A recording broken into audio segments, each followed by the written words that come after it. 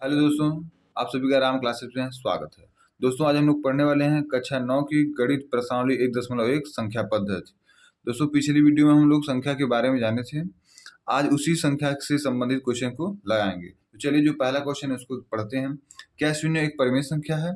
क्या आप इसे p/q के रूप में लिख सकते हैं, जहाँ p और q पूर्णांक है, q नहीं बराबर है 0 के। तो दोस्तों पिछली वीडियो में आप लोग को बताऊंगे परिमेय संख्या को हम लोग p/q के रूप में लिखते हैं, और जो 0 होता है ना वो परिमेय संख्या ही होता है। तो इसका ऐसे लिखेंगे, शून्य एक परिमेय संख्या है, जिसे हम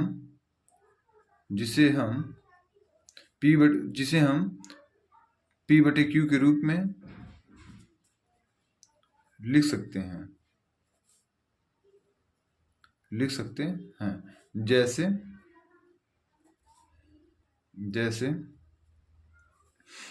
0/1, 0/5, 0/10 ये सब क्या है? परिमेय संख्या है। अतः हम कह सकते हैं कि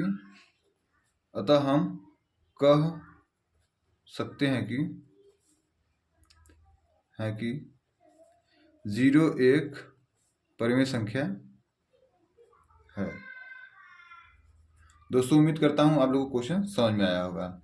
चलिए दोस्तों अब चलते हैं दूसरे क्वेश्चन पे। दूसरा क्वेश्चन है 3 और 4 के बीच 6 परिमेय संख्या ज्ञात कीजिए। तो देखिए दोस्तों, जो भी दो संख्या होती है ना उनके बीच में अनंत संख्याएं होती हैं, पर हमें मालूम नहीं है, ठीक है। तो इसको हम लोग दो तरीकों से लगा सकते हैं। तो पहला जो तरीका है वो सबसे सिंपल तरीका है, टाइप फर्स्ट है ना, वो सबसे सिंपल है। हमसे पूछा 3 और 4 के बीच में 6 परिमेय संख्या बताइए। तो हमने बोला 3 और 4 के बीच में कितनी संख्याएं होती हैं? अनंत संख्याएं होती हैं। हम लोग लिखेंगे 3 और 4 के बीच 6 परिमेय संख्या। देखिए कौन कौन है। तो हम लोग इसको क्या लिख सकते हैं? 3.1 लिख सकते हैं, 3.2 लिख सकते हैं, 3.3 लिख सकते हैं, 3.4 लिख सकते हैं, 3.5 लिख सकते हैं, और 3.6 लिख सकते हैं। ये क्या हो जाएगा हम लोग का आंसर। ये एक लाइन का आंसर है, सबसे आसान है। और इसका दूसरा भी तरीका है, वो भी देख लीजिए, टाइप टू में हम लोग कैसे लगाएंगे इस क्वेश्चन को, देखिए जरा। तो 3 और 4 के बीच में 6 परिमेय संख्या बतानी है। तो जो 6 है ना, इसमें हम लोग तुरंत 1 जोड़ देंगे। जितनी भी संख्या बोलेगा उसमें हम लोग क्या जोड़ देंगे? 1 बोल देंगे। तो 6 और कितना 1 कितना हो जाएगा? 7 हो जाएगा। अगर यहाँ पे 5 बोलता है तो 5 में 1 जोड़ देते कितना हो जाता है? 6 हो जाता है। तो जितनी संख्या बोलेगा उसमें आप लोग क्या कर देंगे? 1 को जोड़ देंगे। अब किनके और किनके बीच में निकालना भैया 6 परिमेय संख्या? 3 और 4 के बीच में। तो यहाँ पे लिख दीजिए 3 और यहाँ पे लिख दीजिए 4। तो क्या हम इसको 3/1 लिख सकते हैं? जी हाँ। इसको भी हम 4/1 लिख सकते हैं, जी हाँ। तो इसको बोलते हैं ऊपर वाले को अंश और नीचे वाले को क्या बोलते हैं? हर। तो हर जो है ना उसमें हम लोग अंश तथा हर में 6 से गुणा कर देने पे, 7 से गुणा करने पे, 7 है ना, तो 7 से हम लोग क्या कर देंगे? अंश हर में 7 से गुणा कर देंगे। तो 3 सते 21, 7 करना 7। इधर भी गुणा कर लीजिए किससे? 7 से। तो 7/7। तो 7 चौक को 28 और 7 करना 7, ठीक है। तो अब कितना हो जाएगा? 21 और 28। अब 21 के बाद क्या आता है भैया? 22/7, 23/7, 24/7, 25/7, 26/7, 27/7। तो देखिए 6 संख्या हो गई क्या? 1 2 3 4 5 6। इसलिए हम कह सकते हैं अतः 3 और 4 के बीच 6 परिमेय संख्या। दोस्तों उम्मीद करता हूँ ये वीडियो आप लोग को समझ में आया होगा। ये हमारा क्या हो जाएगा? आंसर हो जाएगा। चलिए चलते हैं अगले क्वेश्चन की तरफ। दोस्तों तीसरा क्वेश्चन हमारा ऐसा है, देखिए। तो 3/5 और 4/5 के बीच 5 परिमेय संख्या ज्ञात कीजिए। कितनी संख्या ज्ञात करनी है दोस्तों? 5 परिमेय संख्या। तो अभी हम लोग आपको दशमलव वाला बताया ना, इसके आगे कितने भी संख्या लिख सकते हैं। तो देखिए आप पहले 3/5 को ना दशमलव रूप में लिख लीजिए। तो इसका जो दशमलव रूप होगा ना वो कितना हो जाएगा? 0.6। आप लोग भाग देके चेक कर लीजिएगा। इनका भी 4/5 का भी दशमलव रूप लिख दीजिए। तो ये कितना हो जाएगा? 0.8। अब देखो 0.6 और 0.8 के बीच कितनी संख्या बतानी है? 5 परिमेय संख्या। तो हम लिखेंगे यहाँ पे 5 परिमेय संख्या बराबर। अब देखिए क्या लिख सकते हैं? 0.61 लिख सकते हैं, 0.62 लिख सकते हैं, 0.63 लिख सकते हैं, 0.64 लिख सकते हैं, 0.65 लिख सकते हैं। देखिए 5 संख्या हो गई क्या, 1 2 3 4 5। आप जितना पूछेगा उतना भी लिख सकते हैं। तो ये हम लोग का क्या हो जाएगा, आंसर। ये सबसे आसान तरीका है दोस्तों। चलिए आगे चलते हैं अगले क्वेश्चन पे। दोस्तों अब हम लोग जितने भी संख्याएं पढ़े थे अगली पिछली वीडियो में, वो सब संख्याओं का यहाँ पे यूज होगा। तो पहले चौथा नंबर क्वेश्चन पढ़िए, क्या लिखा है। नीचे दिए गए कथन सत्य हैं या असत्य, कारण के साथ अपना उत्तर दीजिए। किसके साथ उत्तर देना है, कारण के साथ। जो पहला क्वेश्चन है वो है प्रत्येक प्राकृतिक संख्या एक पूर्ण संख्या होती है, सत्य कि असत्य बताइए। तो अब हम कैसे बताएंगे, सबसे आसान तरीका देखिए दोस्तों। पहले प्राकृतिक संख्या को लिख लीजिए। प्राकृतिक संख्या को बोलते हैं नेचुरल नंबर, n से दिखाते हैं। इसको लिख लीजिए तो सबसे पहले तो 1 2 3 4 5 ये प्राकृतिक संख्या हो गई ना। प्राकृतिक संख्या कहाँ शुरू होती है, 1 से शुरू होती है, तो 1 2 3 4 5 हो गया। अब दूसरी संख्या कौन है, पूर्ण संख्या। पूर्ण संख्या बोलते हैं होल नंबर, W दिखा लीजिए। ये कहाँ शुरू होती है, 0 से।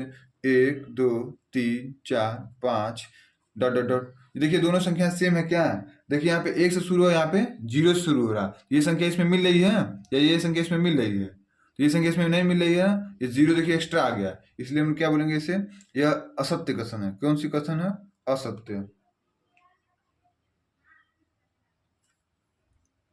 चलिए दोस्तों हम लोग अब क्वेश्चन नंबर 4 देखते हैं। क्वेश्चन नंबर 4 क्या है, नीचे दिए गए कथन सत्य हैं या असत्य, कारण के साथ अपना उत्तर दीजिए। तो दोस्तों जो पहला क्वेश्चन हमारा है वो है प्रत्येक प्राकृतिक संख्या एक पूर्ण संख्या होती है, सत्य या असत्य बताना और कारण भी बताना है। तो हम लोग प्राकृतिक संख्या को कैसे लिखते हैं, 1 2 3 4 5, मतलब जो 1 से शुरू होती है उसे बोलते हैं प्राकृतिक संख्या। और पूर्ण संख्या क्या बोलते हैं, होल नंबर। होल नंबर कहाँ शुरू होता है, 0 1 2 3 4। अब देखिए जो ये प्राकृतिक संख्या है वो क्या ये पूर्ण संख्या में है पूरा पूरा, हाँ देखिए ये पूरा 1 2 3 4 5, 1 2 3 4 5 है ना। इसका मतलब क्या है, ये सत्य। इसका मतलब ये क्या है, सत्य कथन है। ये क्या है, सत्य कथन है। अब इसका कारण दे दीजिए। अब इसका कारण क्या होगा दोस्तों, ये होगा क्योंकि सभी प्राकृतिक संख्याएं पूर्ण संख्या में हैं। सभी प्राकृतिक संख्याएं पूर्ण संख्या से बनती हैं। उम्मीद है दोस्तों आप लोग को समझ में आया होगा। चलिए अब चलते हैं आगे की तरफ। अगला क्वेश्चन दोस्तों हमारा ये है, प्रत्येक पूर्णांक एक पूर्ण संख्या होती है। अब बताना है तो पहले पूर्णांक संख्या लिख लीजिए। तो अब पूर्णांक संख्या क्या होती है, जो प्लस माइनस दोनों में होती है। तो +1 +2 +3 +4 डॉट डॉट डॉट -1 -2 -3 -4, ये होगी आपकी पूर्णांक संख्या। अब पूर्ण संख्या क्या होती है, इसको भी लिख लीजिए। पूर्ण संख्या लिख लीजिए। पूर्ण संख्या 0 1 2 3 4 5, ये होती है पूर्ण संख्या।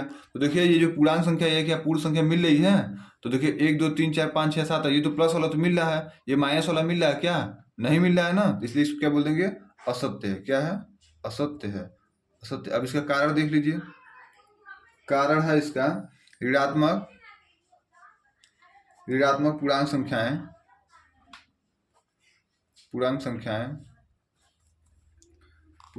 नहीं होती हैं। सॉरी, ऋणात्मक पूर्णांक नहीं, पूर्ण संख्या नहीं होती है। ऋणात्मक पूर्ण संख्या नहीं होती है, हम लोग का क्वेश्चन लग गया, क्योंकि पूर्ण संख्या केवल प्लस में होती है, माइनस में नहीं होती है। चलिए अब तीसरा क्वेश्चन लगाते हैं दोस्तों। तीसरा क्वेश्चन क्या हमारा, प्रत्येक परिमेय संख्या एक पूर्ण संख्या होती है। अब परिमेय संख्या कैसा होता है जी भैया, परिमेय संख्या होता है P/Q के रूप में। लिख लीजिए पहले परिमेय संख्या। इसमें परिमेय संख्या 0 भी आता है, 0 P/2 3/2 5/2 डॉट डॉट डॉट। अब ये कैसा है, पूर्ण संख्या कहाँ से होती है, पूर्ण संख्या अभी भी पीछे लिखे हैं आप लोग, 0 शुरू होती है, 0 1 2 3, ये सब होती है पूर्ण संख्या। तो क्या ये सभी संख्याएं इसमें मिल रही हैं, ये बटे में है, ये बटे में है क्या, नहीं ना, इसलिए क्या बोलेंगे, असत्य। क्या बोलेंगे, असत्य। कारण भी दे दीजिए। कारण क्या होगा, परिमेय संख्याएं किसमें होती हैं भैया, परिमेय संख्याएं P/Q के रूप में होती हैं, P/Q के रूप में होती हैं, जबकि पूर्ण संख्या नहीं होती है। तो उम्मीद करता हूँ दोस्तों ये क्वेश्चन ये आपको समझ में आया होगा। दोस्तों कुछ क्वेश्चन आप लोग को होमवर्क देते हैं, इसको क्वेश्चन को आप लोग करके कमेंट में बताइएगा। अगर दोस्तों आप लोग को वीडियो अच्छी लगी हो तो लाइक करिए, सब्सक्राइब करिए और दूसरे से करवाइए भी। धन्यवाद।